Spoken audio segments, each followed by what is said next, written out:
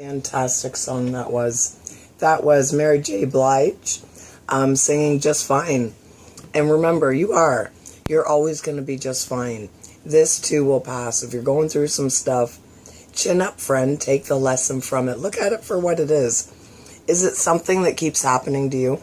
Because if it's something that's repeatedly happening to you, and you're the common denominator, then maybe it's some time for some self-reflection.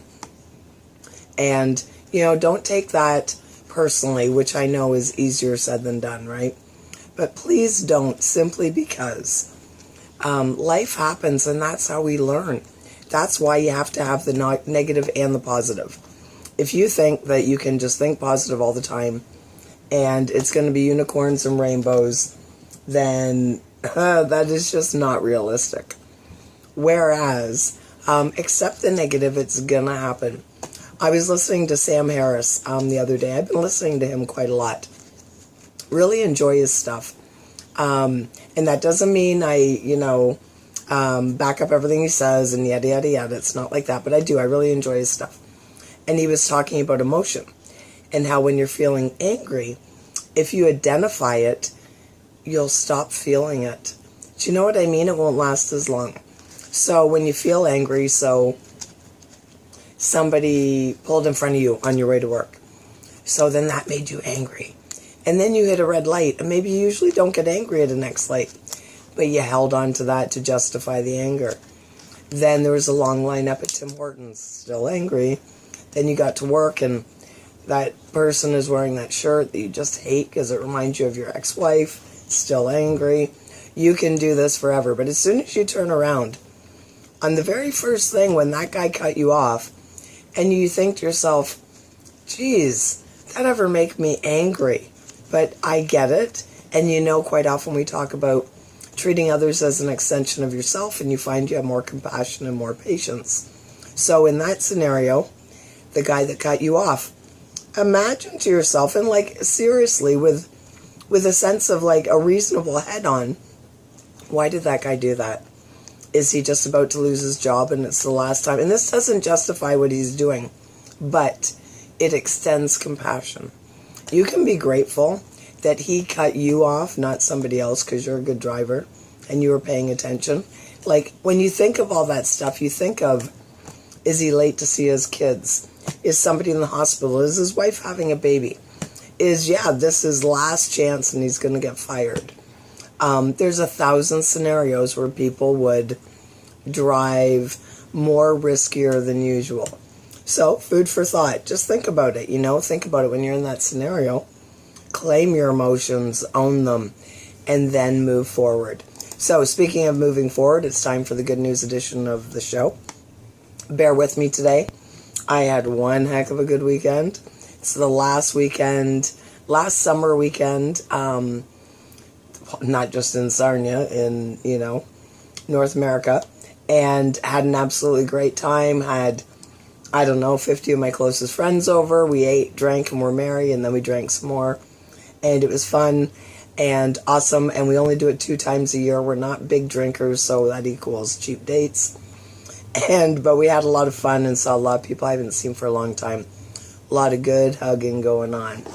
So, that was awesome. So, bear with me. It doesn't hurt. It just sounds bad. So, good news story number 1.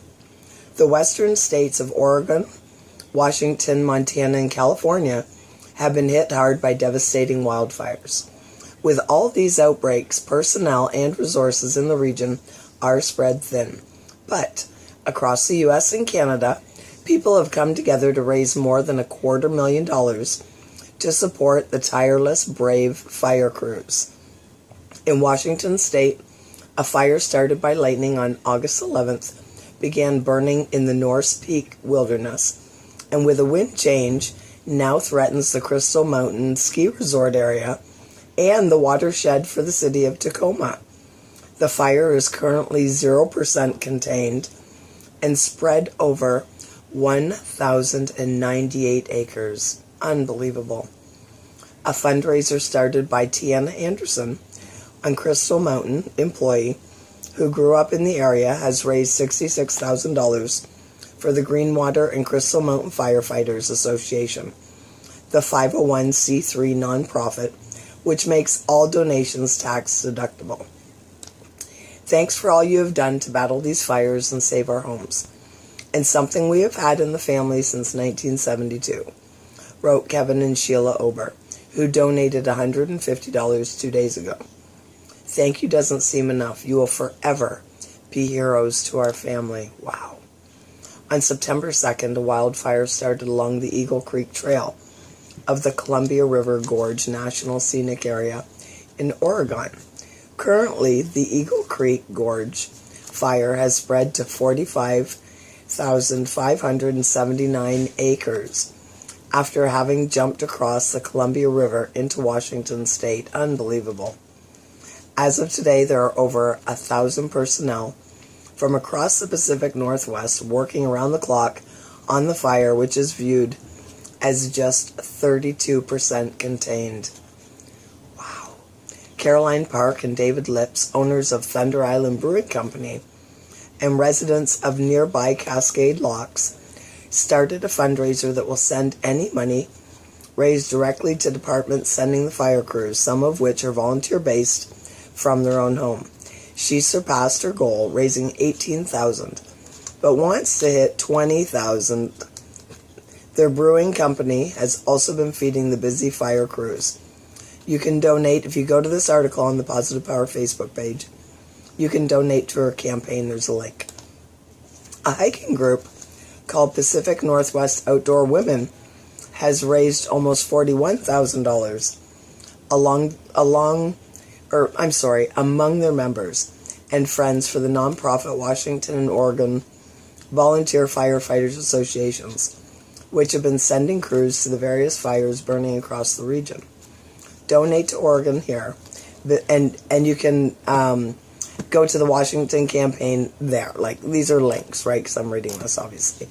So, if you're interested in donating, and you can narrow it down to the area if you want to focus on Canada, but you know what? We're all humans, and we're all suffering from this. So, if you got some extra cash, spread it around. You can really make a difference.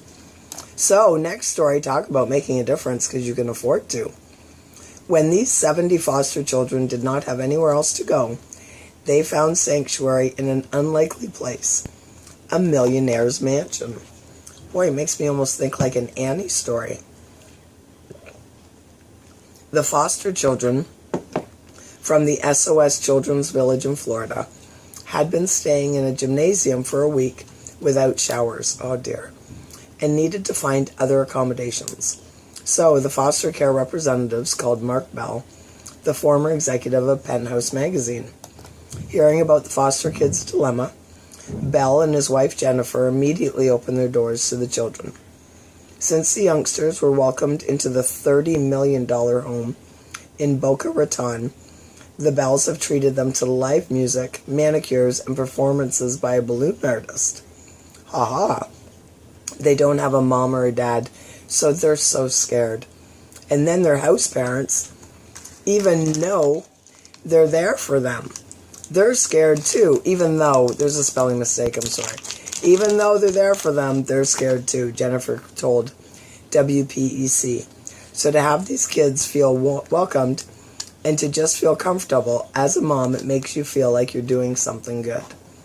It's knowing that later on these kids are going to look back and they're going to want to help somebody else. And isn't that the truth? It's the trickle effect. Absolutely works. Making differences in people's lives. And then our last one, so many great people in the world. I love it. An act of selflessness and generosity towards a Florida couple staying in Tennessee to ride out the storm is touching the hearts of many. Deanna Feist and her husband have been staying in Pigeon Forge, Tennessee to avoid Hurricane Irma. A few days ago, the couple were on their way to a restaurant for lunch when their car battery died. The kind stranger who helped them gave them much more than a jump. Feist wrote on Facebook, "As we were headed to lunch at the Old Mill restaurant, all the lights in our dash came on, from airbags to tire pressure. After we shut the car off, it wouldn't turn on again. We asked the gentleman in the car next to us if we could get a jump. He happily helped us out. As I went inside to put our names on the wait list, he told my husband he was the manager and he would get us in right away. His name was Mo, and he'd been running the restaurant for 23 years. He got us a table, and our lunch came out quicker than could be expected. As we finished up, our waitress put an envelope on her table and said it was from the manager and that our meals were on the house. Inside, are you ready for this, was a voucher for free meals, $200 cash, and a letter. And the letter reads, "You're probably here to escape the Hurricane Irma. My brother lives in Tallahassee, Florida. I'm saddened to see such devastation in this beautiful state. I hope everything will turn out okay for you guys. Enclosed, please accept my gift to you, in case you need to buy a battery for your car. Also, I'm enclosing a meal ticket so you can come back to eat here. Good luck, and thanks for visiting my restaurant. Mo Tamadani, General Manager." Feist's post has more than 48,000 likes on Facebook. There are so good people out there, Feist added. I promise to pay it forward. That is so awesome, and you know that's the key. When good things happen to you, make sure you pay it forward. So then the last little bit that I want to add on to the news today is our health point. So we're going to talk today, just very briefly, on the 6 evidence-based health benefits of hemp seeds. Do you know what hemp seeds are? They're very small, and they, to me, are like sunflower seeds without any flavoring. So they're sort of bland. They have a bit of a crunch and a pop. They're great fillers for stuffing. I use them in stuffing. What else can you... Oh, man, you can put them in cereal, anything. So, hemp seeds are the seeds of the hemp plant cannabis sativa. Now, remember we talked about the health benefits of marijuana a couple weeks ago. So this is marijuana's brother, hemp, which so often gets confused, and it's unfortunate because it's been around for a long time, and it used to do a lot of good for us. And, you know, greed took over and whatever. So, number 1, hemp seeds are incredibly nutritious. Technically a nut, hemp seeds are very nutritious. They have a mild nutty flavor and are often referred to as hemp hearts. They're rich in healthy fats and essential fatty acids, also a great protein source, and contain high amounts of vitamin E, phosphorus, potassium, sodium, magnesium, sulfur, calcium, iron, and zinc. That's a lot of power in a little item. Number 2, hemp seeds may reduce risk of heart disease. They're a great source of arginine and gamma-linolenic acid, which have been linked with a reduced risk of heart disease. Number 3, hemp seeds in oil may benefit skin disorders. They're rich in healthy fats. They have a 3-to-1 ratio of omega-6 to omega-3. We hear about this all the time, which may benefit skin diseases. In some cases, this may provide relief from eczema and its uncomfortable symptoms. Number 4, hemp seeds are a great source of plant-based protein. About 25% of the calories in hemp seeds come from protein. Hemp seeds contain all the essential amino acids, making them a complete protein source. Number 5, hemp seeds may reduce symptoms of PMS and menopause. Hemp seeds may reduce symptoms associated with PMS and may also positively affect symptoms of menopause. And the last one, whole hemp seeds, that's whole, may aid digestion. Whole hemp seeds contain high amounts of fiber, both soluble and insoluble, which benefits digestive health. Dehulled hemp seeds have had the fiber-rich shell removed and therefore contain very little fiber. Haha. There you go. So the take-home message is, although hemp seeds have not been popular until recently, they are an old staple food, and people are now realizing their excellent nutritional value. Very rich in healthy fats, high-quality protein, and several minerals. However, hemp seed shells may contain trace amounts of THC, less than 0.3%, very minuscule, the active compound in marijuana. People who have been addicted to cannabis may want to avoid consuming hemp and hemp seeds in any form. I double check that. But, you know, if you're allergic as well, and like anything, if you're allergic, don't do the sister food, right? Or check it out. Always ask a doctor. Because, you know, you just need to make sure, or a nutritionist, or a homeopath. Do your research, right? Like we were talking about earlier. So there you go. It's the good news portion of the show. I hope you enjoyed it. And all those articles will be shared on the Facebook Positive Power page for you to check out at your convenience. And, you know, set up yourself for a positive experience in life. You know, we had this party last night, and I had some friends come over, and they were saying how negative their Facebook is and how it's so full of negativity. And I told them, you know, unfollow people. You don't have to unfriend them, but definitely unfollow them. You need to, if you wake up in the morning and the first thing you see is politics and drama and frankly BS, it's going to suck the life out of you, and you're going to have a very long, tiring day. So unfollow some people, join some pages like the Positive Power page, so that every time I put up a positive post, it goes in your news feed. You'll feel better, and you'll notice over time that you handle stress better.